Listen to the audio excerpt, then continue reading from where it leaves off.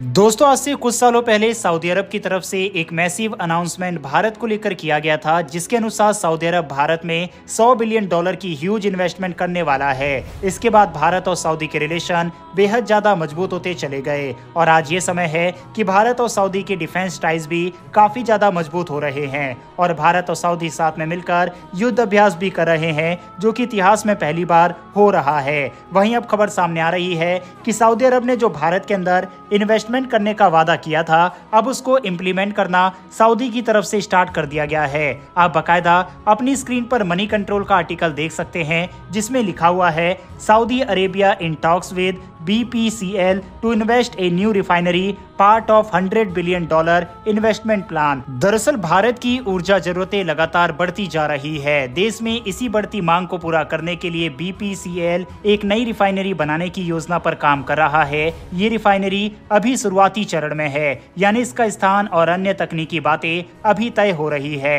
लेकिन इसी बीच एक बड़ी खबर आ रही है कि सऊदी अरब इस नई रिफाइनरी में निवेश करने के बारे में सोच रहा है। दरअसल 2019 में सऊदी अरब ने भारत के साथ एक समझौता किया था, जिसमें उन्होंने भारत में $100 बिलियन अमेरिकी डॉलर का निवेश करने की योजना बनाई थी। इस निवेश का मकसद भारत के अलग अलग सेक्टर जैसे कृषि, इंफ्रास्ट्रक्चर, मैन्युफैक्चरिंग और ऊर्जा में निवेश करना था। लेकिन अभी तक ये निवेश पूरी तरह से हकीकत में नहीं बदल पाया। लेकिन अब सऊदी अरब भारत की रिफाइनरी में इन्वेस्टमेंट करने के लिए तैयार दिखाई दे रहा है और BPCL और सऊदी अरब के बीच में इसको लेकर बातचीत जारी है। मीडिया रिपोर्ट्स के मुताबिक कंपनी आंध्र प्रदेश में ये रिफाइनरी बनाने की सोच रही है। आंध्र प्रदेश के मुख्यमंत्री चंद्रबाबू नायडू ने BPCL के अधिकारियों से मुलाकात भी की है, जिसमें इस प्रोजेक्ट पर चर्चा हुई। इसके अलावा कंपनी उत्तर प्रदेश के प्रयागराज में भी रिफाइनरी बनाने पर विचार कर रही है। BPCL पहले से 3 रिफाइनरियों का संचालन कर रही है, जो मुंबई, कोची और मध्य प्रदेश के बीना में स्थित है। अब ये कंपनी अपनी ऊर्जा जरूरतों और भविष्य की मांगों को ध्यान में रखते हुए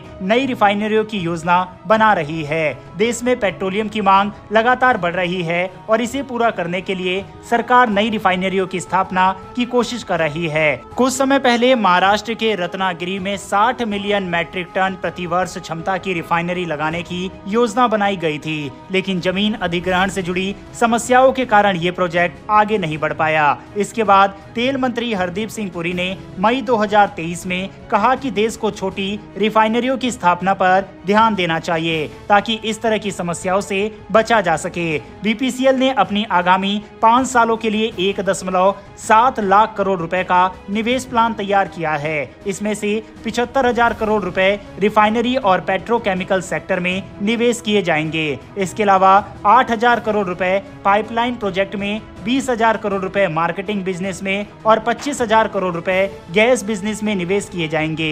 BPCL साफ ऊर्जा यानी ग्रीन एनर्जी के लिए 10,000 करोड़ रुपए का निवेश कर रहा है। वहीं अपस्ट्रीम प्रोडक्शन के लिए, जिसमें मुख्य रूप से मोजाम्बिक और ब्राजील जैसे देशों में तेल और गैस उत्पादन की बात है, यहाँ पर 32,000 करोड़ रुपए खर्च किए जाएंगे। अब BPCL की इतने भारी भरकम इन्वेस्टमेंट में सहयोग देने के लिए सऊदी अरब की कंपनियां भी सामने आई है और ये उम्मीद लगाई जा रही है कि सऊदी ने जो वादा $100 बिलियन का इन्वेस्टमेंट भारत के ऊर्जा सेक्टर में करने का किया था, उसकी शुरुआत यहाँ से होगी। बहरहाल बढ़ते हमारी अगली खबर की तरफ, और ये खबर बांग्लादेश से निकलकर सामने आ रही है। पिछले लंबे समय से ये आशंका जताई जा रही थी कि दुर्गा पूजा के समय बांग्लादेश के अंदर स्थिति बिगड़ सकती है और जिस तरह से बांग्लादेश की सरकार की नीति रही है, इससे वहाँ के अल्पसंख्यकों के लिए दिक्कतें आएगी। वहीं अब ऐसा देखने को भी मिल रहा है। बांग्लादेश से बेहद शॉकिंग और डिस्टर्बिंग खबर निकलकर सामने आ रही है। बांग्लादेश के जेसोरेश्वरी मंदिर से मां काली का मुकुट चोरी हो गया।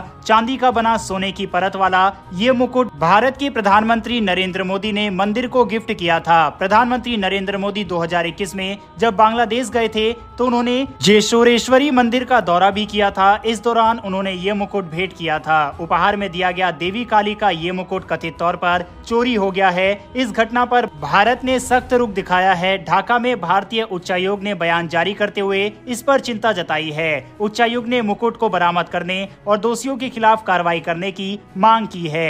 आपको बता दें कि जेशोरेश्वरी मंदिर की बांग्लादेश के अलावा भारत और दूसरे पड़ोसी देशों में भी काफी मान्यता है। ये भारत के साथ साथ पड़ोसी देशों में फैले 51 शक्ति पीठों में से एक के रूप में प्रतिष्ठित है। ये मंदिर भक्तों के लिए एक महत्वपूर्ण स्थल है। माना जाता है कि इसका निर्माण 12वीं शताब्दी में हुआ था। बांग्लादेश में ये कोई पहली घटना नहीं है। इससे पहले भी अल्पसंख्यकों के मंदिर तोड़ा जाना, उनको मारा जाना और अब इस तरह की चोरी ये दिखाती है कि किस तरह की मानसिकता इस समय बांग्लादेश के अंदर जन्म ले चुकी है, जो कि वहां पर अल्पसंख्यक खासकर हिंदुओं के लिए एक बड़ा खतरा है। इसके साथ ही अस्थिर बांग्लादेश भारत के लिए भी एक बड़ी समस्या है। बहरहाल बांग्लादेश से निकलकर आई और सऊदी अरब के इन्वेस्टमेंट को लेकर आई खबरों के बारे में अपनी राय कमेंट बॉक्स में लिखकर बताइएगा।